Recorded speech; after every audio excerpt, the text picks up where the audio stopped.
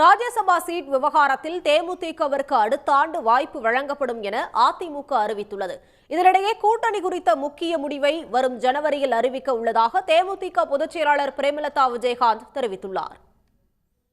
2026 நடைபெறவுள்ள நாடாளுமன்ற மாநிலங்களவை உறுப்பினர்கள் பதவிக்கான தேர்தலின் போது அனைத்து இந்திய அண்ணா திராவிட முன்னேற்ற கழகம் தேசிய முற்போக்கு திராவிட கழகத்திற்கு ஒரு மாநிலங்களவை உறுப்பினர் பதவியை வழங்கும் என்பதையும் தெரிவித்துக் கொள்கிறோம்.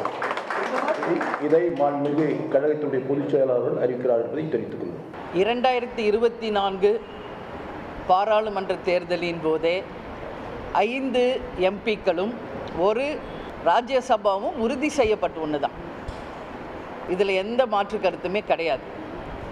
அண்ணன் எடப்பாடியார் அவர்களும் மூத்த அமைச்சர்களும் எல்லோருமே இருந்து 5 எம்பியுடன் ஒரு ராஜ்யசபா சீட்டை உறுதி செய்து வாய் வழியாக மட்டுமில்லை எழுத்துப்பூர்வமாகவும் தந்தது உண்மைதான்.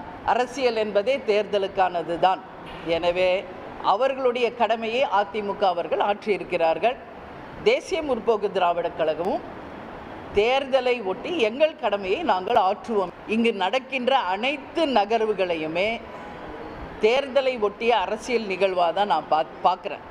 அதனால் தேமுதிகவுமே 2026 ஜனவரி மாதம் 9ஆம் தேதி கடலூர் மாவட்டத்தில் எங்களுடைய நிலைப்பாடு கூட்டணி எல்லாமே நாங்கள் அறிவிப்போம் என்று நாங்கள் ஏற்கனவே சொல்லியிருக்கோம். உடனுக்குடன் செய்திகளை தெரிந்து கொள்ள சன் நியூஸ் பெல் ஐகானை கிளிக் பண்ணுங்க.